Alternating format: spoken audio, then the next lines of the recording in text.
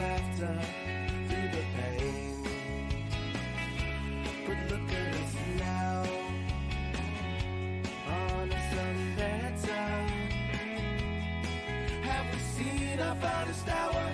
Good times surely will come. All I know is people talk without listening. What I'm saying is life's too short to live in these extremes. Have we seen our finest hour? Good times surely will come. And all through the night, I wondered and waited. Fake news. Boston wrestling is fake news. Divided we fall to wait here for you, holding it together, just like a desert flower, waiting on the rain to come. And all I know is annualized confusion. And what I'm saying is you don't realize what this means. Have we seen our finest hour? Good times surely will come. Just like a desert flower, waiting on the rain to come.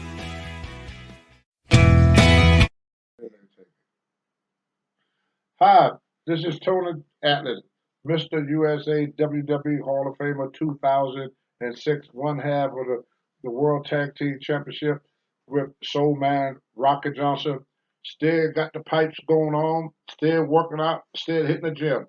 So, one of the things I talked about earlier, I was babbling a couple of times, but this I won't babble on because this is what I do for a living. I work as a personal trainer for the past 35 years at different gyms up here in Maine and other places. But like I was saying earlier, you have to be tough to be a wrestler. And I wasn't the best shooter in the wrestling business. Even though I won a couple of amateur titles in my younger days, I've been a lot of fist fight. But toughness was more than just fist fighting and a couple of amateur stuff. You have to be able to travel. You have to be tough on the inside. When I say tough, not just tough, I can beat up this guy, I can beat up that guy. You have to be able to take it. You have to be able to take criticism. I remember one time, before I get into what I really want to talk about, I talked to Mr. Wrestling number 2, which was Johnny Walker in Atlanta, Georgia. And I said, Mr. 2, will you, man, watching my match and telling me what I'm doing wrong? 2 said I would do it on one condition. You don't get mad at me.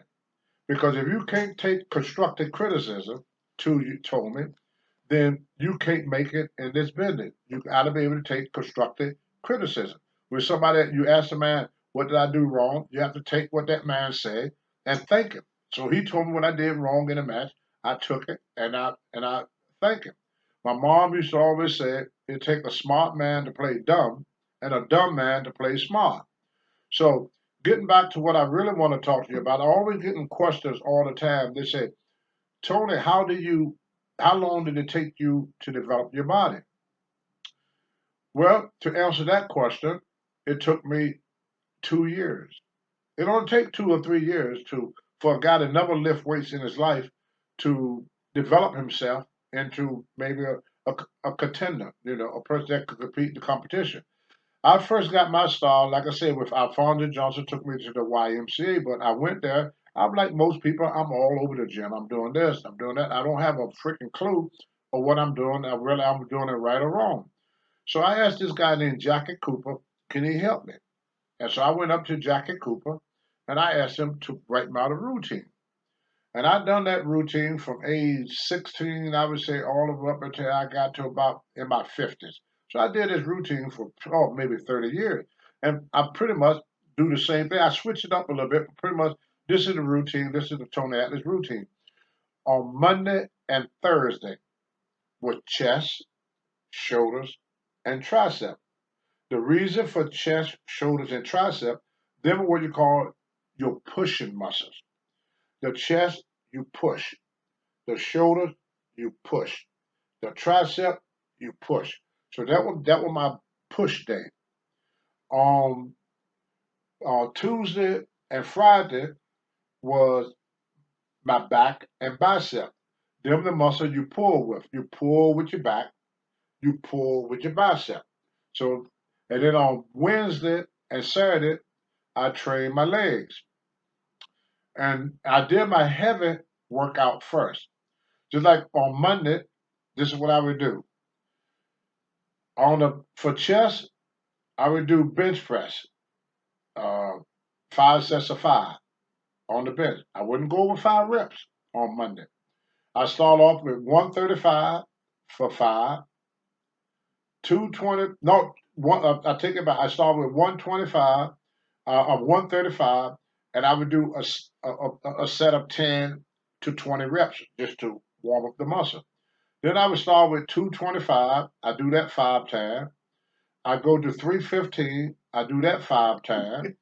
I used to go to 405 pounds. I do that 5 times. Then I would go to 455, do that 5 times. And then I would go to 500. Sometimes I get 5. Sometimes I get 2 or 3. Sometimes I want to do it 1 time. But from doing that, my maximum bench got up to 600 pounds. On incline, I would start increasing my reps. So I would do 8 reps on incline. I do 5 sets of 8. And on the incline, I work up to, in my younger days, 405 pounds, but no more than 8 reps, Then I would do my flies. Back in the old days, they didn't have all the machines, so you did dumbbell flies. Where you lay on the bench, you do either decline or incline or flat bench dumbbell flies, or butterflies, what they used to call it, and I would do like 5 sets of 10. Then on shoulders, I used to do barbell shrug for the old traps, bent over dumbbell laterals, you know, uh, bent over dumbbell laterals. Then I would do side laterals. I got a light in my face. My friend Larry getting ready to close the curtain there because that sun, I lean forward and I turn white. And the only thing white about me is my name and the bottom of my feet. Everything else about me is black. See that light? Black. Larry gonna fix that light for me. But anyway, I did my side lateral, and then for the front of the shoulder, I did shoulder press. Now with chest, when you're doing bench pressing, you're working the bottom pectoral muscle. When you're doing incline, the light's gone. See, hey, thank you, Larry. The light gone. Hey, Larry, the man, brother. Larry Huntley. Y'all gotta look him up on the computer. He runs some good shows. We just did a Farm of the Fair. He put me in the ring. He told me I had 2 good moves: getting in and getting out. They're my best 2. But anyway, the bench press worked the lower chest, incline worked the upper chest. Then you had to work what's called the posterior deltoid, which is the back of your shoulder. So we did, bent over laterals like that. Then I would do my side lateral for the side dip, and then I would do either behind the neck press, front press, or the armor press with the dumbbell. And you got to do 4 exercises for the shoulder because you got to hit the shoulder from. But really, traps should probably shoulders and back together. So some people do their traps on the back day, but I did my traps on my push day. So you got to work the front deltoid, the interior delt, the middle delt, and the posterior delt, which is your rear. You have to work all 3 to get them nice round shoulder. Then I would do after I do my chest and I do my shoulder, I would do my tricep. Well, the larger muscles in your arm about tricep is the inner muscle. That one right there. See? Now that's the short head. This one here is the long head. This stretches all the way from the elbow all the way to here. As you see, this muscle stops here. It's the smaller. Most people in the gym, they're always doing them push downs. Where the push down primarily, they still work the whole tricep, but it primarily only works the short head. So what I used to do, I start off with what I call dumbbell extension, overhead extension, just like that. That all hit the inner.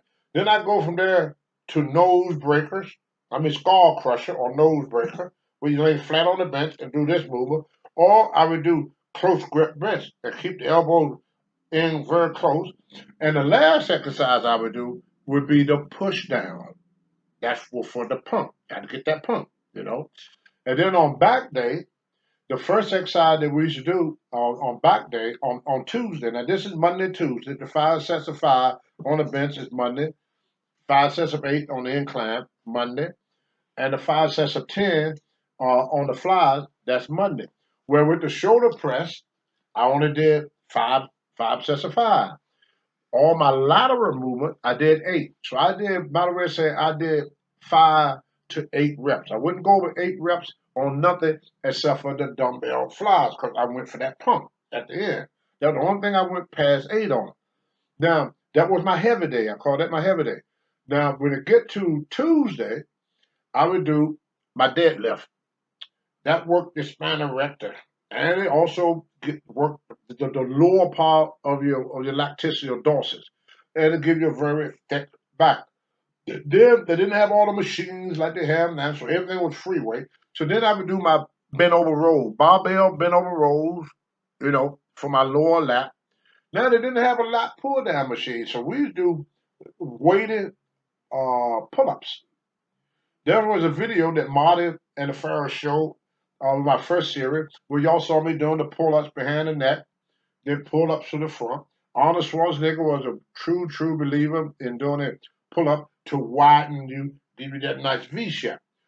So that's what I do. Now on Wednesday was leg day. So as usual, I start off with my squats. Now with squats, with legs, you can't do no 5 or 8 reps. I mean, 8 is the lowest you could go on squat. So we used to do like on a heavy day, we do like 6 to 8 reps. That was just for power on the squat. Then the leg press back then was straight up and down, horizontal. Now they got a 45-degree leg press, which is a lot more easy. But this one was horizontal. They got push-ups. So you couldn't do a whole lot on leg press. The leg extension, you could do it, but you couldn't really do a whole lot. So the main exercise on leg day with them squats. You go as heavy as you can. The most I ever squat for a single rep, not in competition, was 800 in the gym. The most I ever did in competition was 675. I wasn't very good on the squats. I got narrow hips. And I just didn't know how to squat. I wasn't a very good squatter, just being honest with you. And so that pretty much what that. Now, when it comes to Thursday, it was chest, shoulders, and tricep again. Now my rep range went from 10 to 15. And the weight was unimportant. I didn't think about weight. So I did my powerlifting the first 3 days. Monday, heavy chest, shoulders, and tricep. Tuesday, heavy back and bicep. Wednesday, heavy legs. Really was just heavy squats. Now when I came with my sucker time around, I did repetitions. So I would do 12 to 15 reps on my chest. And then on the pull down, on the back, it was the same thing, heavy reps. But I would try to switch it up, the sucker one. Instead of doing the heavy barbell rows, I would do dumbbell rows, you see? And then I would do dumbbell pullovers, for my lat. I still do my chin up, but I would do what they call a close grip chin up. They didn't have no lat pull down machine. They had one, but it came off on the wall, had one roller here and one roller there. Then it was a cable that came straight down, and you unhook the cable, and it was a flat plate with a pole on it with a little round circle. So you put the weights on there, and then you hook the cable to it. Then somebody will hold you down by your shoulder. Some of you guys probably laughing because some of you guys, older guys, probably done it. But as you do the pull down, that weight be swinging back and forth in front of you just like this. So you want to make sure that weight didn't hit you. Because like I said, they didn't have nothing in the gym like they did today. And the only exercises that we did back in them days, we didn't know much about air, was setups. We do setups for all type of weight. And then when them gravity boots came out, you can hook your feet and hang upside down. We used to do setups upside down. So setups were pretty much the only thing we really knew about. There was another exercise I used to do. I saw a picture of it in one of these old magazines. Here, I don't know if y'all can see it or not, or me training my abs. in a gym when I very first started. I hope y'all could see this. I get Larry to take a picture of it and maybe put it on the website. But can you see that?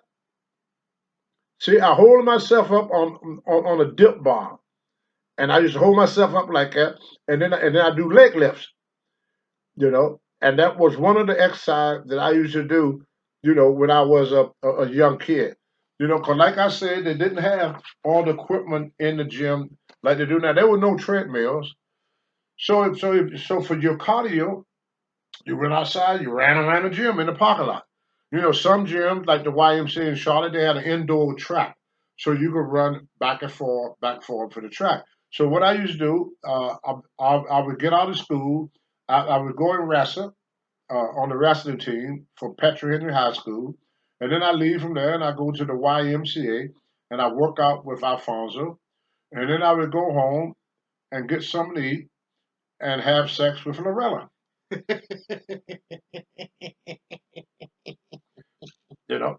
That was my life when I first started wrestling. Well, when I got into pro wrestling, I have to organize myself where I used to get up early in the morning. One of my training partners was Greg Valentine's father, Johnny Valentine.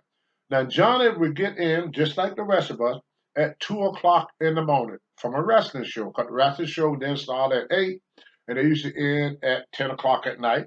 And you got like a 200-mile drive, so most guys would try to get home before 2. That was the gimmick.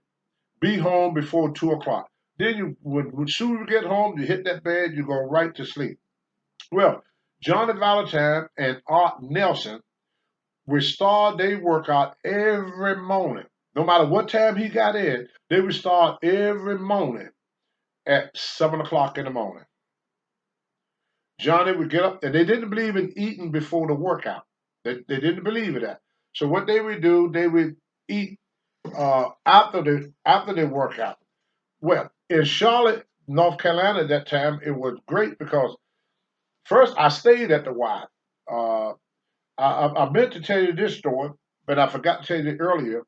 I was the first wrestler that was paid to be a wrestler. The Crockett's knew that I was broke when I first started. They would give me $150 a week while I was training. And then they said, well, later on, in fact, I was at the gallery not too long ago, and God bless him, David Crockett was there. I got a picture on my cell phone. I'm going to try to get Larry to download it and put it out there so you people can see it. David Crockett, and we was talking about how he paid me $150 a week. This is in like 1974. So back then, that was like paying a guy $400 today. I figured it out. It's almost $700. It's almost, yeah, like Larry said, about $700. I mean, he just paid it for me to train because I was flat broke.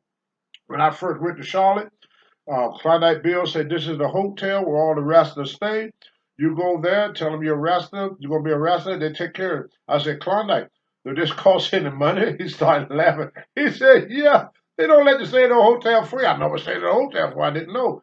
So he gave me money. He paid for my room that night.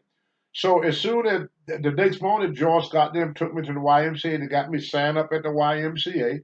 The rooms were very like $100 for the whole month or something. Downstairs, they had a cafeteria.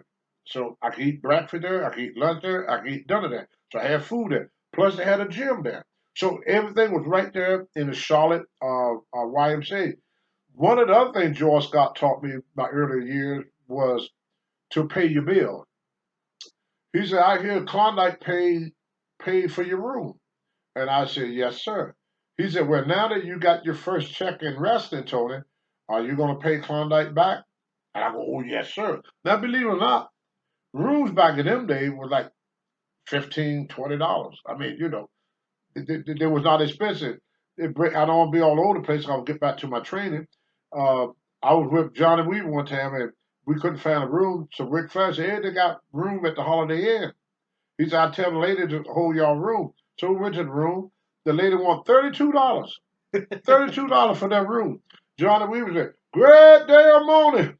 He said, "I just want to sleep. I ain't paying no $32 for no hotel room. He said, you would take it all my money. He wouldn't pay $30 for a hotel room.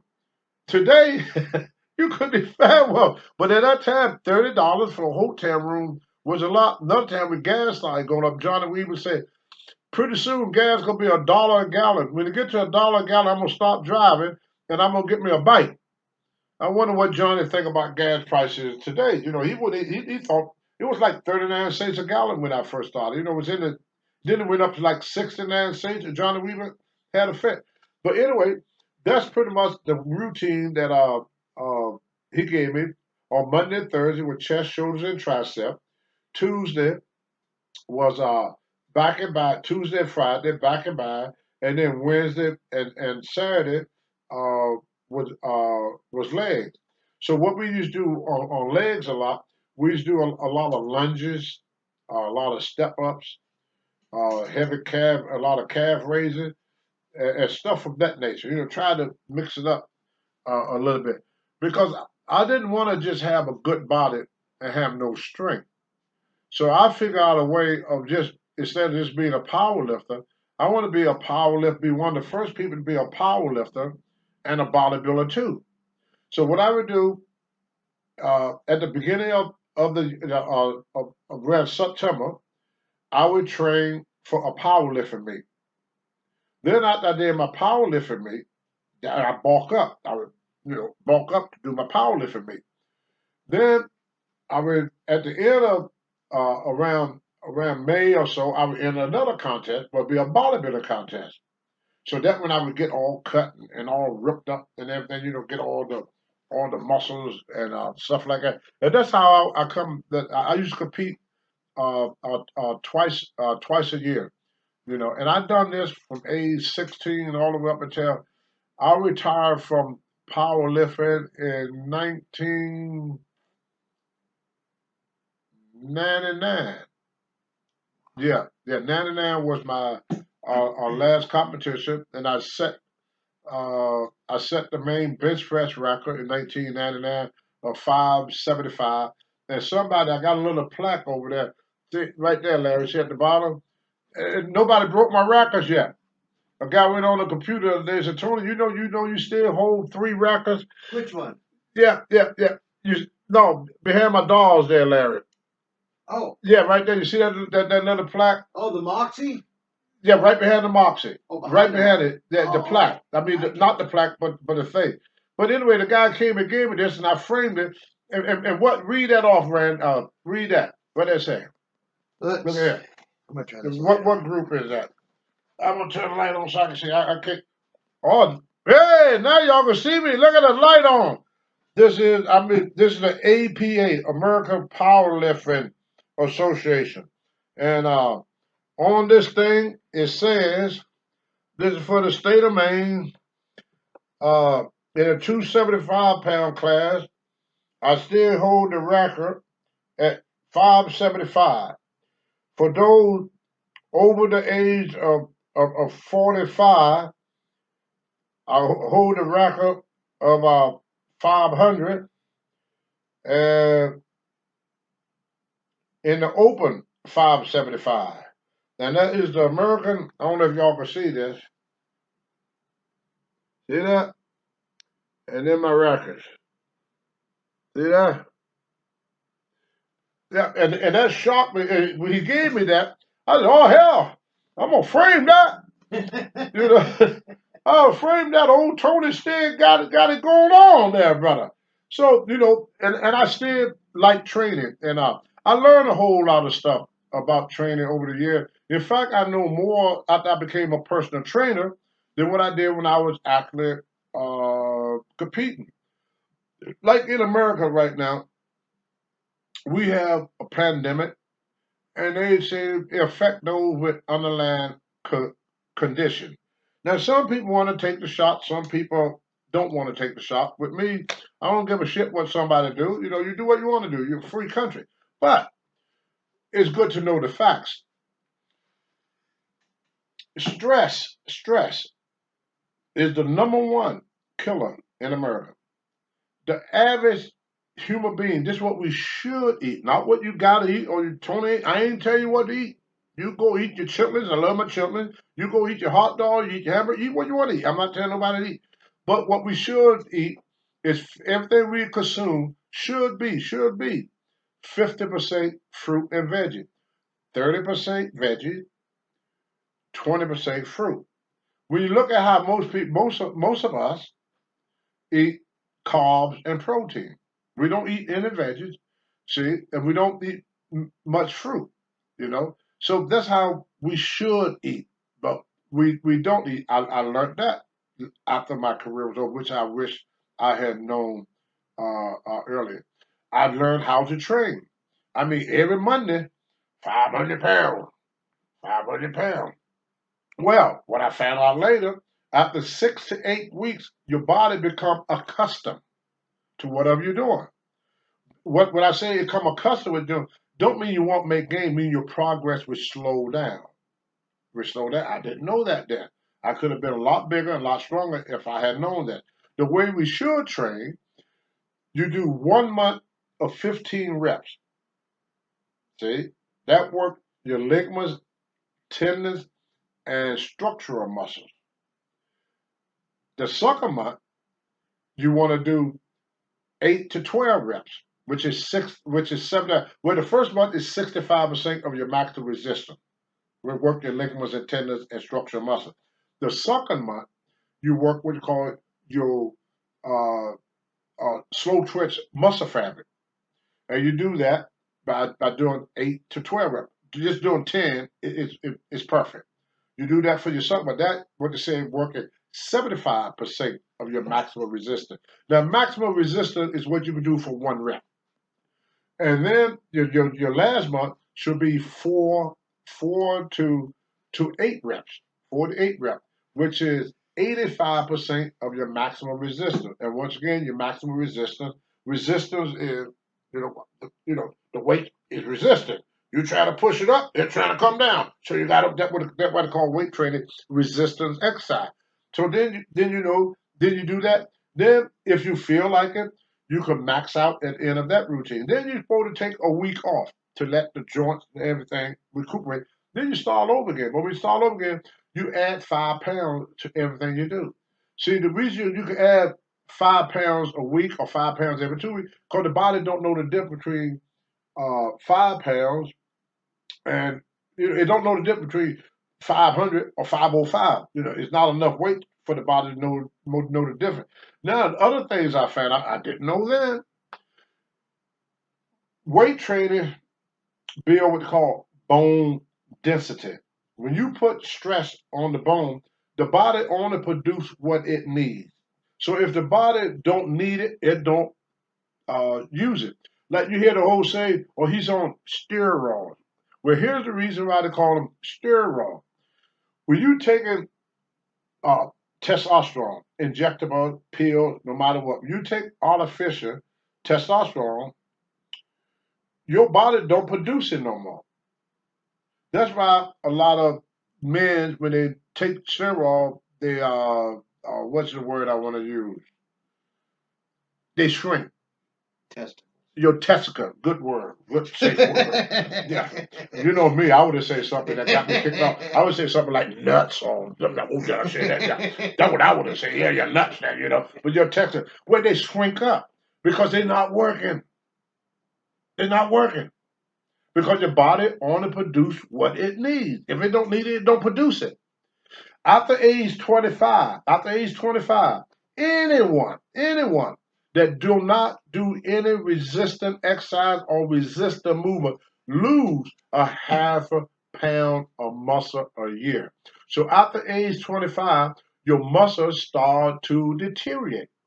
After age 35, you lose 1% of your bone density up until age 70. The reason it stop at age 70, you ain't got no more to lose. You understand? So your muscles start deteriorating at age 25, and your bones start deteriorating at 35. See, the body was meant to move. The body was meant to work. That's why God gave you muscle. You ever hear those saying, use it or lose it? Well, that's the reason why. But here's the key. to everything I say. If you don't listen to nothing I just said, if you remember this one thing, 90% of everything you do is mental. The brain controls the body. The body do not control the brain.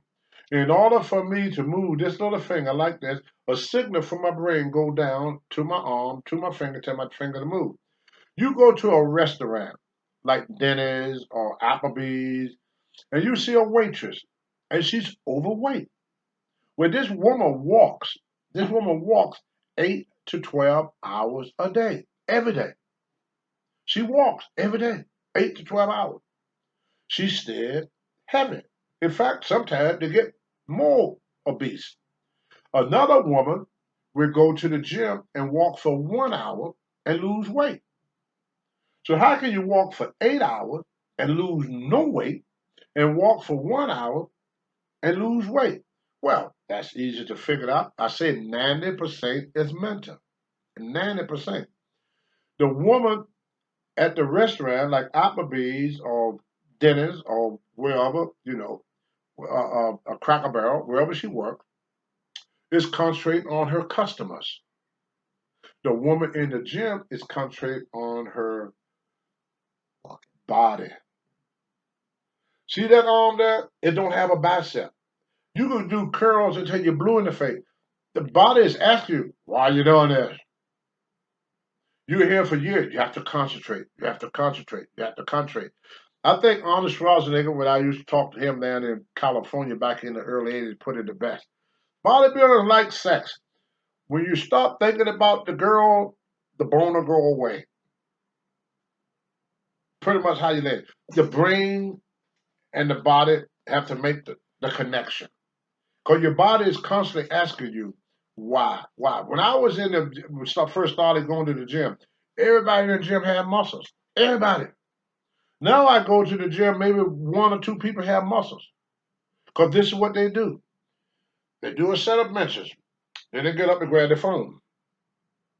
Do a set, grab the phone. So their mind is not on their body. Their body is there, but the brain is somewhere else. It's not that mind-body connection. I used to tell ladies that I used to train. I said, right now, if you and I should get into, oh, that's Marty. Yeah. So, if you and I, that's my buddy Marty from Marty and the Pharaoh. I asked him to give me some questions because I get on here and I start babbling, and sometimes I get what the hell I'm talking about. So Marty is trying to help me with this because, like I said, I just started it. He's gonna give me some questions. So I used to tell a lot of ladies that I would train, and I would say, uh, uh, if you and I should get in a fight right now, 9 times out of 10, I may be able to defeat you. But if you came over and saw me attacking somebody that was really, really close to you, like your child or your mom or somebody that is really, really, really close to you, at that particular time, I would not be able to defeat you. I said, what have changed? Well, a lot of people say, well, you don't get that adrenaline rush. Well, I had adrenaline, still got my ass whooped. I had adrenaline, still couldn't lift no car. What happened is, for once in your life, you don't have chance to doubt yourself. You put 110% thought on stopping me doing what I'm doing. That's why it happened. The change is here, not adrenaline. I mean, your body is still the same. Your muscle is still the same. 90% of everything we do physically is mental. You get that mindset. In the older days, we used to call it psyching up. We just psych up to do this. Psych up. Psyching up means building a belief in yourself. I used to ask another question when I train people. I said, do you believe in yourself? Well, the first question, yes, I believe in myself. I said, do you have a car? Yeah, I got a car. Is it a good car? It's a damn good car. When you put your key in the ignition and you turn that ignition, was there any doubt in your mind that car would not start? No. I said, well, you got a cell phone. You pick up your cell phone. When you talk on your phone, was there any doubt that phone is not going to work? No. And I said, I said, what if you was on the bench and you get ready to bench press 300 pounds? Well, I don't know if I could do that. I said, where did the belief go? You believe in that car. In fact, you're surprised if it don't start. When you turn your TV on, if it don't come on, you surprised. But you never expect it not to work because you believe in that car. You believe in that television. You believe in that phone. But when it comes to the self, that's where that's where the belief have to be developed. We all say we believe in ourselves, but then we complain about what we can't do. We all say we live in a great country, but then we complain every day about the country. You know, either you believe or you don't. And not to get into religion, because y'all know I believe dearly in God, but the law says, so as a man thinketh, so shall it be. He said, you make one step, I make two. The first step is believing. You have to believe in yourself. If you don't believe it's going to happen, it won't happen. So one of the ways that the guys trained me when I was used to do my curls, I wanted big arms. The guy said, well, I told you have to concentrate on it. He said, how big is your arm? They were about 16 at the time. I said, I want 20. He said, from now on, if anybody asks you how big your arm, say 20. He said, one day you wake up, there'll be 20. I said, I want to get my bench up to 500 pounds. He said, you got to eat it, sleep it, and think it. One day, I was bench pressing 500 pounds. This is the key. Whatever you put here is going to be here. If you don't believe it's going to happen, it ain't going to happen. 90% of bodybuilding, 90% of, well, prime example, Muhammad Ali became champion of the world. Mike Tyson became champion of the world because they made their opponent not believe in their ability. Ali said, round 7, I'm going to send you to heaven. So his opponent said, before that bell rang, he came out to the ring ready to lose. He said, oh, shoot, I'm going to get knocked out this round. Ali going to knock me out. He believed. We used to play a little trick, me and my wrestling coach, Leon Bridge, at Petra in high school. I was going to wrestle in the district. I was going to be district champion, he told me, if I win this match. He said, but I had these skinny legs. Still got skinny legs compared to my upper body. I never had skinny legs. My thighs were 30 inches around. My calf was 18. But I had 23-inch arms. So, yeah. So you got 30-inch thighs and 20. You know, my thighs on is 6 inches bigger than my arm. And I had a 28-inch waist. So, you know, I kind of look funny because, you know, I need like 38-inch thighs or something, you know, to match. But he used to make me keep my wrestling jacket on all the time. I couldn't take my wrestling jacket off. So one time I was going to wrestle this guy. He said, leave your jacket on. So the guy is looking at me. I'm 6'2", so he's like, I'm this tall Lincoln kid, you know. So I left my jacket on.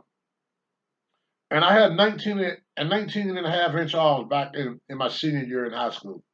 So right before the referee, he said, ready on the right? Now this amateur wrestling, not pro. Ready on the right? Yes. Ready on the left? Okay, wrestle. And then he turned to me and said, son, you got to take your warm-up jacket off. So I would look at my coach, Leon Bridge, and Mr. Bridge would go, just like that.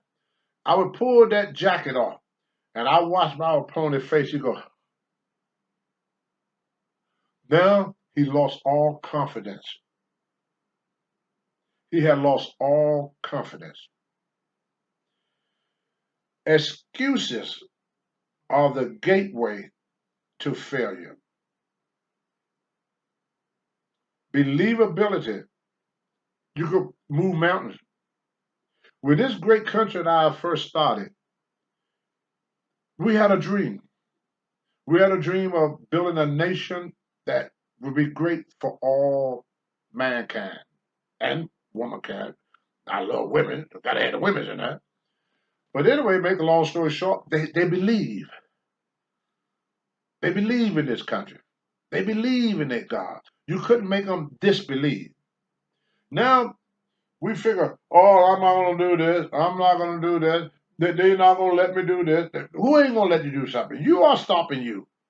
Captain Lou Albano used to tell me all the time, and said, Tony, you got the green light. The only person who could hurt Tony Atlas is Tony Atlas. And he was right. There was a lot that the McMahon wanted to do with me, but I didn't believe in myself. You know, I was stuck in this old crap from the 50s and the 60s. The white man ain't gonna let you do nothing because you black. The white man ain't gonna let you become champion because you black. You ain't gonna do this because you black, because you black, because you black. I started believing it like an idiot. But even with that, I still 1 minute powerlifting meet. I still 1 minute weightlifting meet. I became a Hall of Famer. So all that is bull crap. You know, somebody tell you can't do something. J.C. Wim, you tell J.C. Wim you can't do something, it make him want to do it even more just to prove you wrong. That's how old J.C. Wim. Alfonso, you tell Alfonso he can't do something. Alfonso try to prove you wrong. You know, you tell Huck Hogan he can't do something, he gonna prove you wrong. You tell Stone Cold Steve Austin you can't do something, he prove you wrong. I remember sitting in the dressing room, me and Tommy Wildfire Rich, and going back to believability, Ole Anderson did not believe in Hogan. Didn't believe in him. We was going to wrestle Tommy Wildfire Rich. Y'all would talk to him, ask him. He went up and said, Ole, I just beat Dennis Condren for the Georgia championship. I'm Georgia champion now. But I need an opponent because at that time, most of all the big wrestlers had left, went to AWA or went to the, at that time was a WWF, you know. It was Worldwide Wrestling Federation. It had become WWF until 1985, after the father passed away. That's when it became WWF. But before 1985, it was WWWF, Worldwide Wrestling Federation. Well, anyway, they wanted Hogan to beat me. Now, it was in 1978 in Georgia Championship Wrestling in Atlanta, Georgia. This before Hogan even went to New York. He was in New York then. He had just started his career. So Tommy Rich went to talk for Huck Hogan. And this is what Ole Anderson said. Why waste yourself with the big buffoon? He would never make any money in this business.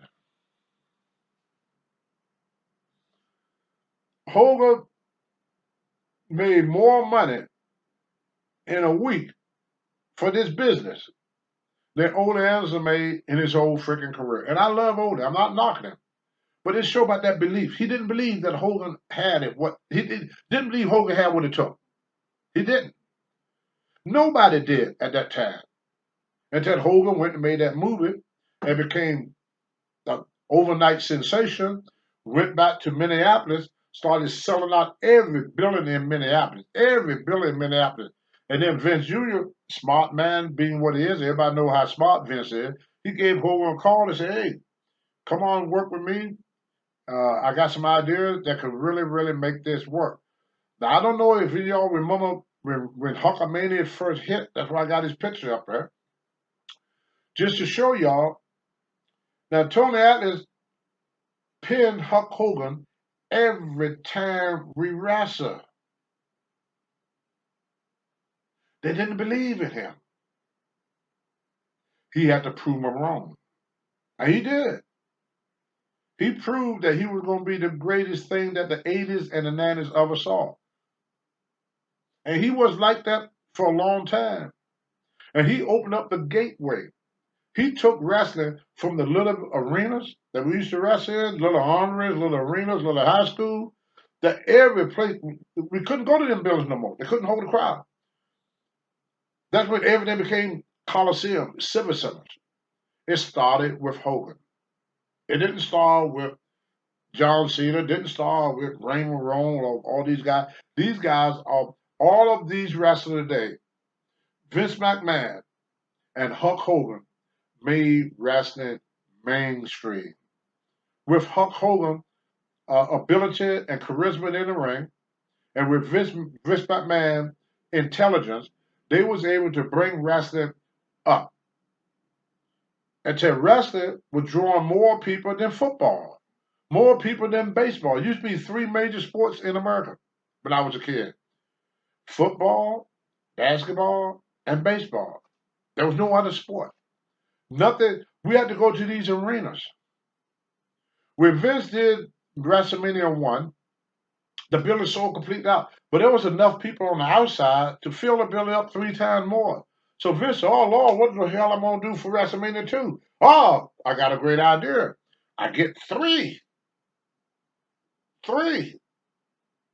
Coliseums and sold all 3 of them out. Oh, now what I'm going to do, say Vince. I just hit myself in the head laughing. Really hard. What is wrong with me? Can we do it next time? I'm such an idiot. But y'all know that anyway. But anyway, he went into stadiums. He had to do it in stadium. But it all started with Hulkamania. That's the start. You look back at all the records, attendance that you want. There had never been anything like Hulkamania until the Attitude Era with Stone Cold Steve Austin, Ronnie Piper and Piper Pit. These guys were able to pick up the ball that Hogan laid down. He didn't drop it. He never fumbled. He just passed the torch on these guys. And luckily, these guys were capable of carrying the ball for the McMahon family and for the wrestling fan. But it all started with Hulk Hogan. Before Hulk Hogan, we were in a little small building. We stayed with the Civic Center once in a while. You know, we did maybe about 3 or 4. It was like once or twice a week we went to a big building. Most were little small venues. You know, it wasn't like every night. We used to do Allentown TV. Allentown, Pennsylvania. We used to do our TV taping every 3 weeks. And then we go to Hamburg Field House and do TV taping. But when Hulkamania come along, them places were too small. So we did our first TV, Poughkeepsie, New York, Civic Center. Got to go to the Civic Center even do the TV. Now you watch Monday Night Raw, you watch it's all in Civic Center. But it all started with Hulk Hogan. And here's a guy that never beat me. I beat him in Madison Square Garden. I beat him at the Spectrum. I beat him in every town in Georgia. Every time I step in the ring with Hogan. I saw him not too long ago back in he got a shop, beat shop. I think it's in Atlanta, right? Atlanta, his beat shop? Tampa. Yeah, Tampa. And he looked at me, he said, brother, would you like to do it just one more time? One more time. I could see it in his eye. He looked at me. We friends. We the best friend. I love him to death. Love Hogan. But he want to beat me. He wants to win back. He want that win, brother. Old Tony got away with being the only guy. But they didn't recognize him. They did not believe in him. And once you lose belief in something, you're going to lose that something. You stop believing in yourself, you're going to lose. You stop believing in your family, you're going to lose your family. You stop believing in your country, you're going to lose your country. I don't care what it is. If you don't believe in it, it ain't going to happen. The law says, so as a man thinketh, so shall it be. We are what we think. So this segment was pretty much supposed to be mostly about training, but training and wrestling is the same thing. You have to believe that you was going to be a champion. Like the Boogeyman would tell his story, they didn't want it. He kept showing up. The Brooklyn Brawler, they didn't want to use him. He used to just show up at the matches, hoping somebody didn't get on the card. But he kept coming. And then once in a while, somebody didn't show up. They say, hey, kid, you got your trunk? Steve LaBoss, yeah, I got my trunks. I got my boot. Hey, go ahead and wrestle. They had wrestling. I was one of them that would miss a show. LaBoss probably took my place a couple of times. But he would just show up at a match. He just wouldn't quit. And then he became one of Vince's longer employees after his wrestling career at the Brooklyn Brawler, Steve LaBoss. He became a role agent for Vince. He was there in 2000 and for years. I think I don't know if he's still connected. I think he got released not too long ago. But he believed enough in himself that he just would not give up. Mario Mancini was another guy that believed in himself, kept coming, until finally one day they said, hey, Mario, we're going to do something with you. Mr. Wrestling #2. He was almost 40 years old before he got his break. He got it accidentally Because what happened, they was pushing Mr. Wrestling #1, Tim Wood. They were pushing Tim Wood. My leg was shaking. I was shaking myself. So Larry had to hold my leg. Like, I ain't all there. Y'all know I'm crazy as a shit. I was wrecked. But anyway, Tim Wood got unmasked, got his finger bit off by a wrestling fan. And Mr. Two became wrestling too because he was going to be the heel. He was going to be a bad guy heel. And then all of a sudden, they had to take the attention off from him and put it on wrestling too. But he hung around long enough to get that break. Sometimes we get what we want in life right away. Sometimes we have to work a little bit harder to get what we want. But as long as we believe in our ability to do, nothing's going to change. I left wrestling. I didn't leave wrestling. I got my ass kicked out of it. And I became homeless. I told the story many times. I don't need to go into detail about it. But it's a woman by the name of Monica Durang White, who is my wife for the past 31 years. She's right now is in the hospital with a stroke. But I just left her today. She don't give up. She still believes she's going to walk again. She still believes she can beat that stroke. She believed in me. She believed that I would quit the drugs, that I would straighten myself out. When I went back in 2006 to be inducted in the Hall of Fame, Vince McMahon, I don't know if you remember, because I'm not that important, so you don't remember things you said to unimportant people. He remember what he said to Trump, but he don't remember what the hell he said to me. Sometimes when I tell him what he says, I said that. Yeah, because I'm not on your man, Vince, so of course you're going to forget everything they say to me. I'm not important to you. He said, it's a shame you didn't meet that woman 20 years ago.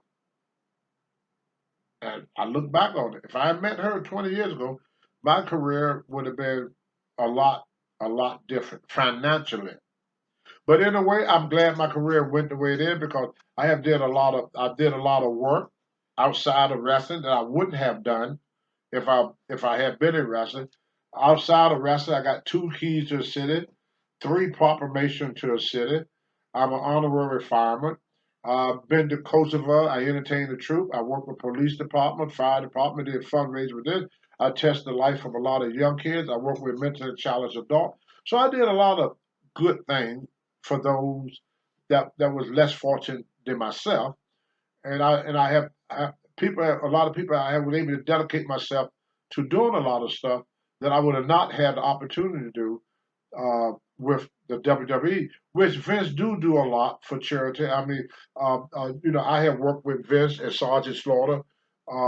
He do a lot of stuff with John Cena with that program. What is Make a Wish? To make a wish program. I played golf at what the place Mohegan Sun. Me and Sergeant Slaughter for the Jimmy Fund. I went down for the Taser program. The Taser program, the program got in Arizona for fallen officer family. Like if you're a police officer, as you get killed in the land of duty, this fund is to help the wife because every policeman are a human being. They got children, they got kids, they got wives, they got parents. They're not something from outer space. They're a human being just like you, a police officer. And so they want to go home to their wife and family in the day. But what happened when that policeman or that soldier don't come home? Where'd that leave the kids? Where'd that leave the family? They human like us. So this program, the Taser program out of Arizona, was a program to help with the family because in every incident the family is always left. Just like I wish in wrestling they had like a Bruiser Brody fund for wives that had lost uh, husband, not from natural death or nothing, but like something dramatic happened, like a murder. He was murdered. No way of putting that. Or he get killed in a plane crash or a car accident going to or from a show. I mean, he's out there because of this show, but he can't come home. But if he wasn't doing a show, he'd been home. But we don't have that type of fun. But anyway, I just want to talk about the connection between the brain and the body. And you can lift all the weights you want to lift. If you don't believe that you're going to grow, you won't grow. Now, one more thing, getting back to the training again, 'cause I know some of you guys say, hey, Tony, get back to the training. Get back to I mean, Something else I want to tell you guys. When you work out, the body works a certain way for everybody. If you take a 1 minute rest between each set, that is for muscle development or size. So if you want big muscles, you do your set of 10 to 12 reps, you rest only 1 minute, then you do it again. Because what happened, the blood have not left out of your body, and all your creatine phosphates have not returned to the body yet. So your blood must not recover. So you keep pumping it, pumping it, pumping it. Find the muscle will adjust to being pumped and stay there. If you want both size and strength, you rest 2 minutes between sets. So you do a set, you wait 2 minutes, you do another set. The reason for that, because at 2 minutes, about 95% of your creatine phosphates have returned to your body. So you're only like 5% from recovery. That's how come you're able to do more weight. The tighter the muscle gets, the less weight you can lift. If you want strength, like your powerlifting, only rest 3 minutes. Because after 2 minutes, your body have totally recovered. So you got another rest period in between after recovery, so you're able to lift more weight. If you rest 4 minutes between sets, go home. You ain't doing shit, man. You're just taking up space. You ain't working out. When I do a set of benches, it takes about 10 to 15 seconds to do a set. So if I did 5 sets, actual workout time is only 1 minute. Nobody just slices it. 1 minute of work. But if it take me 15 minutes, what the hell I'm doing another 14 minutes? I ain't lifting. Most guys don't grow because it take them so long to do the next set. It take these guys forever. I see guys go in the gym and got muscle at first. Go every day. And got no muscles. It's kind of like the person that go out there on a diet and they say, oh yeah, give me French fries, give me a cheese dog, give me a hamburger. Oh, I'm on a diet, give me a Diet Coke. Oh, give me that pizza. I want that strawberry shortcake. They on all this fatty food, and then they figure, oh, I want to lose some weight. Just give me a Diet Coke. Like that gonna make a difference. Another thing that we don't do anymore too is drink water. 70% of the human body is liquid. The only thing God made softer than a human being is a grape. We're on water. Your muscle is full of liquid. Your fat cell is full of liquid. 70% of the human body is water. We're like a big old water balloon walking around. You know, we're all liquid. You know, we're like a grape, pretty much. And our bones is the seed. There's our skin in the skin. So we're not as tough as we think we are. You know, we're very delicate creature, more delicate than what we think of. Because it don't take much to hurt us. I mean, it don't take 7 pounds of pressure to break a bone. But the more muscle you have when you're young, the more muscles you're gonna have when you get old. Because we're all gonna get old, no matter what. I mean, I am a guy. I'm old, you know. But I don't have the 20 some in bicep no more, you know. And nothing like I used to. Not even close. But I got muscles left. I got more than most people my age, because I did something earlier. The average life expectancy of the average human organ is 120 years of age. So when we hear about somebody, oh, he lived to be 90, that's not unusual according to the Bible. That was average. If you treat your car the way you treat your body, it won't run. You treat your house the way you treat your body, you won't have a house. My mother probably said it best to anyone I would talk to, my mom. Anything you don't want, just don't take care of it, you won't have it long. If you're in a marriage, you don't take care of it, you won't have it long. I knew this old guy named, I hope he don't mind telling him name because I love him to death. He's a buddy of mine named Tom Sparks. And he was in the construction business. He had this old long, the one what we call hot dog with the long floppy ears and long body, little short legs, basset hound, Mm-hmm. your little basset hound. And he was mean to that dog. One day we went and did some work for a neighbor. And he took the dog along. He left the window crack because it was hot, didn't want the dog to suffocate. We come back, that dog don't jump out the window and everything. So we holler for the dog and everything. We couldn't find the dog nowhere. So we get back in the truck, we driving away. We driving away. So somebody just told me to look back. I didn't say nothing to Tom. I still didn't told him this story. He probably know it now. I looked back, and the dog was peeking out behind a tree at us, watching us leave. He saw his opportunity to get the hell away from that abuse, and he did. I think the people that we did the work for kept that dog, but they probably never let dog go back. But you see, a lot of dogs came from abused places. A lot of women get abused. A lot of men get abused. So if you get jacked, brother, what you gonna do when Hucker Hogan go wild on you?